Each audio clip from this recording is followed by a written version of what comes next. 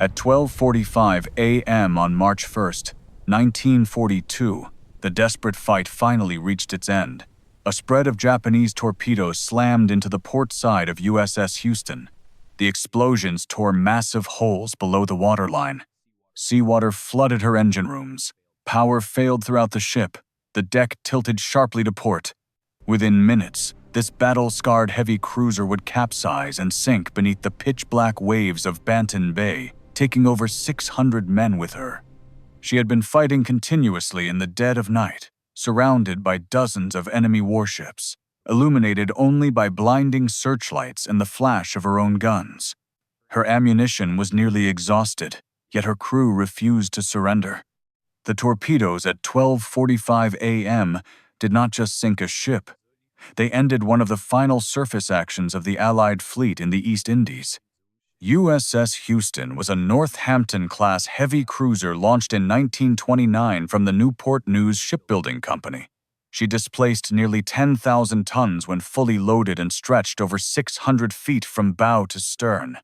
Her main armament consisted of 9 8-inch guns arranged in 3 triple turrets, capable of hurling 2 50-pound shells more than 30,000 yards. Armor up to 5 inches thick protected her vital spaces.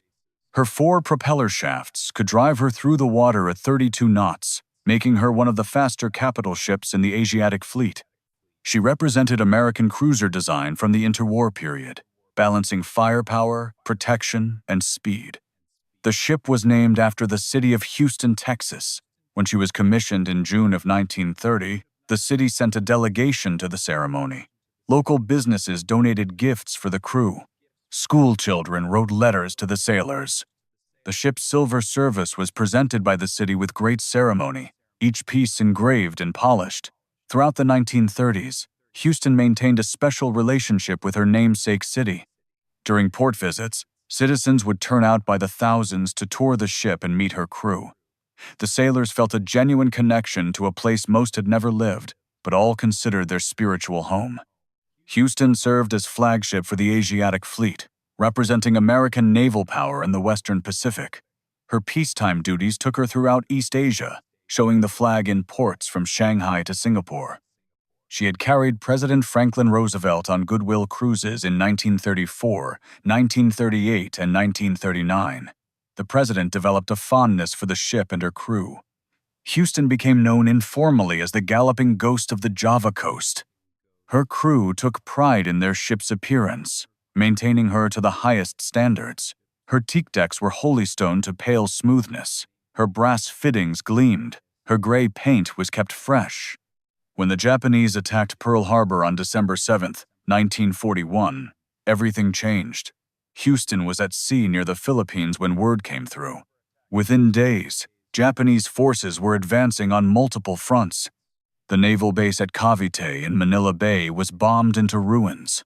The Asiatic fleet found itself facing overwhelming enemy superiority.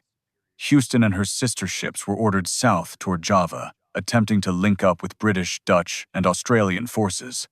The Allies had lost control of the air. Japanese aircraft roamed freely. Supply lines were cut. Repair facilities were captured or destroyed. Coordination between American, British, Dutch, and Australian forces was hampered by language barriers and different tactical doctrines. On February 4, 1942, Houston was attacked by Japanese aircraft while in the Flores Sea. Despite furious anti-aircraft fire, one bomb struck Turret 3 at the stern. The explosion penetrated the turret's thin roof armor and detonated inside. Nearly 50 men died instantly. The entire turret was knocked out. The damage left Houston with only 6 operational 8-inch guns instead of 9, a significant reduction in her fighting power. But Captain Albert Rooks refused to withdraw. Repair facilities were thousands of miles away. His ship could still fight. Gun crews from the destroyed turret were reassigned to damage control parties and anti-aircraft stations. The wreckage was cut away where possible. They carried on. Captain Rooks was a quiet, competent officer who had earned his crew's confidence through steady leadership. He did not make grand speeches. He simply did his duty and expected the same from his men. On February 27, 1942, Houston participated in the Battle of the Java Sea. A combined Allied fleet under Dutch Rear Admiral Karel Doorman attempted to intercept a Japanese invasion convoy heading for Java. The battle lasted 7 hours and ended in disaster. The Dutch cruisers De Ruyter and Java were sunk. The British destroyer Electra went down. The Allied fleet was scattered. Houston survived, her remaining guns firing continuously until ammunition ran low. She maneuvered through shell splashes as Japanese cruisers found the range, but she emerged still afloat, still capable of fighting. That night, Houston and the Australian light cruiser HMAS Perth withdrew toward Batavia, modern-day Jakarta, hoping to refuel and rearm. The two ships arrived off Batavia on the evening of February 28th, only to discover the port had been evacuated. The oil tanks had been destroyed. No supplies were available. The two cruisers were on their own, low on fuel and nearly out of ammunition. Captain Rooks and Captain Hector Waller of Perth consulted by radio.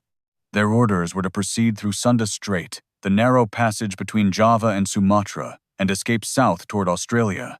A fighting retreat was better than remaining in the Java Sea where Japanese forces were closing in.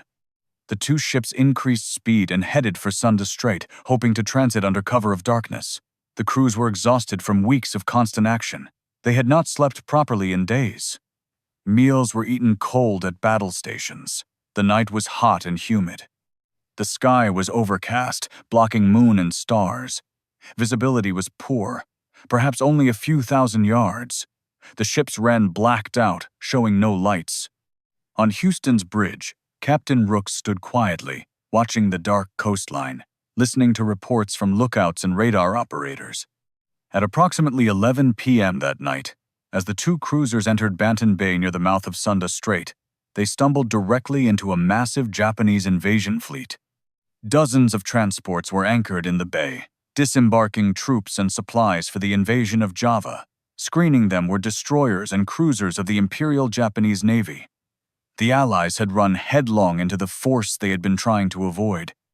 For a few moments, both sides were surprised. Then, searchlights blazed to life, pinning the two Allied cruisers in brilliant white beams. Within seconds, Japanese guns opened fire. The darkness exploded with muzzle flashes and the crimson trails of shells arcing through the night. Captain Rooks did not hesitate. Retreat was impossible. The bay was narrow and the Japanese had them bracketed. He ordered his ship to attack, turning Houston directly toward the Japanese transports. Perth followed Houston into the chaos. The two cruisers charged through the anchored convoy, guns firing as fast as crews could load and train. 8-inch shells slammed into transport hulls at point-blank range, starting fires and sinking ships laden with troops and equipment. The Japanese had not expected such aggression. Their transports scattered. Some ran aground trying to escape. Others collided in the darkness. Hundreds of Japanese soldiers died before reaching shore, their transports sinking in the shallow waters. But the Allied cruisers were heavily outnumbered. Japanese destroyers and cruisers closed in from all sides. Shells rained down on Houston and Perth. The Australian cruiser was hit repeatedly. Fires broke out along her length. Her speed dropped as machinery was damaged. Houston took hits as well. Shells penetrated her thin armor, exploding inside compartments. Casualties mounted rapidly. Medical parties worked in spaces filled with smoke and the screams of wounded men. Still, Houston's surviving guns kept firing. Perth was the first to fall. Shortly after midnight, overwhelmed by damage and flooding, the Australian cruiser slowed to a stop. Her guns fell silent one by one. At approximately 12:25 a.m. on March 1st, Perth rolled over and sank, taking hundreds of her crew with her, including Captain Waller.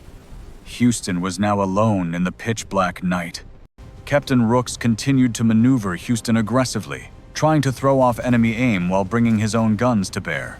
The cruiser was a maze of damage. Fires burned in multiple compartments. The after-engine room was flooded. Speed had dropped to 15 knots. Ammunition was nearly exhausted. Some gun crews were down to their last few shells. But the ship fought on. The Japanese destroyers closed in, launching torpedoes from multiple directions. Houston's lookout spotted the wakes streaking through the dark water, pale phosphorescent trails pointing directly at the ship. Captain Rooks ordered emergency turns, trying to comb the torpedo tracks. The ship's bow swung hard to starboard. Some torpedoes missed, passing ahead or astern, but there were too many, coming from too many directions. Houston could not evade them all. At 12:45 inches the morning, torpedoes struck Houston's port side in rapid succession. The first torpedo hit forward, near the bow. The explosion was enormous. A massive hole was torn in the hull below the waterline. Water rushed into the forward fire room. Men stationed there had no chance of escape. The second torpedo hit amidships, directly beneath the forward engine room. The blast ruptured fuel tanks and collapsed bulkheads. The sea poured into machinery spaces. The third torpedo hit aft, tearing open the remaining machinery spaces. It destroyed what little propulsion Houston had left. The engineering spaces flooded rapidly. Boiler rooms, engine rooms, auxiliary spaces, everything below the waterline was open to the sea. Power failed throughout the ship. The lights went out. Ventilation stopped. The constant hum of machinery suddenly went silent. In that terrible silence, men could hear the water rushing through ruptured bulkheads, flooding compartments, rising through passageways. Houston began to list heavily to port. The deck tilted beneath their feet. 5 degrees, 10 degrees, 15 degrees. Walking became difficult. Men grabbed onto anything they could find. Equipment broke loose and slid across the deck. Captain Rooks appeared on the bridge wing. His uniform was torn and bloodied from hours of battle. He looked at his surviving officers, his face calm. Abandoned ship. His voice was steady. There was no panic. The crew moved to their abandoned ship stations. They helped wounded shipmates. They gathered life jackets. They prepared to go over the side. Some of the crew were already in the water, blown overboard by the torpedo explosions or jumping to escape fires. Others were trapped below decks in flooded compartments. Their hatches are jammed by twisted metal. Their escape routes were blocked by rushing water. Captain Rooks did not leave his bridge. He stood beside his chair, one hand resting on the compass binnacle, watching his men abandon ship. He made sure the evacuation proceeded in good order. His presence steadied the crew even as their ship died beneath them. When a Japanese shell struck the bridge minutes later, Albert Rooks was killed instantly. He died aboard the ship he commanded. He was posthumously awarded the Medal of Honor for his extraordinary heroism and leadership. Houston capsized to port shortly after, settling in about 100 feet of water in Banten Bay. Her hull came to rest on the bottom. Her masts and upperworks broke the surface. Of approximately 1,000 men aboard, only 368 survived the sinking. Some survivors later reported being fired upon while in the water.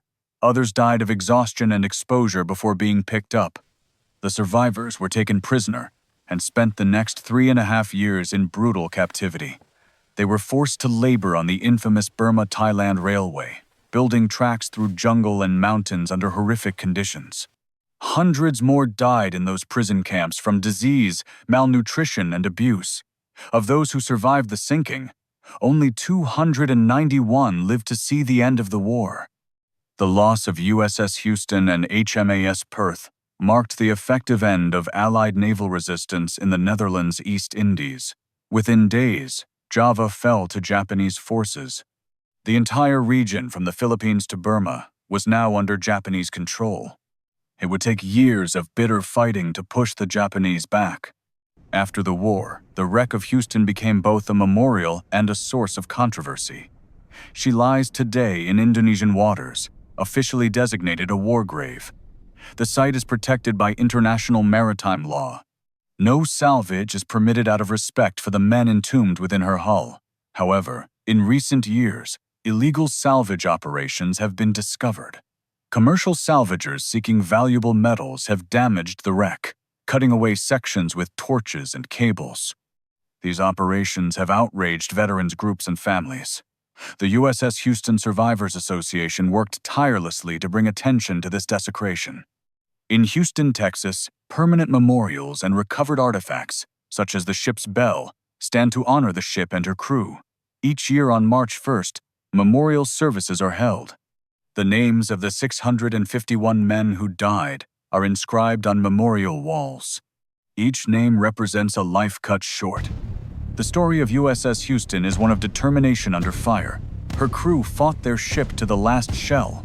They sank multiple transports and damaged others, disrupting the Japanese invasion schedule. They proved that American sailors would fight with skill and courage.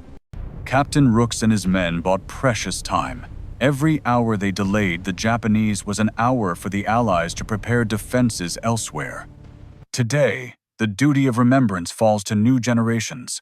Museums, memorials, and histories ensure Houston's crew will not be forgotten. 12:45 in the morning, March 1st, 1942.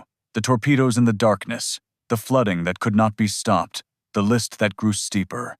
The captain who refused to leave his bridge. The crew that fought in the black waters of Banten Bay.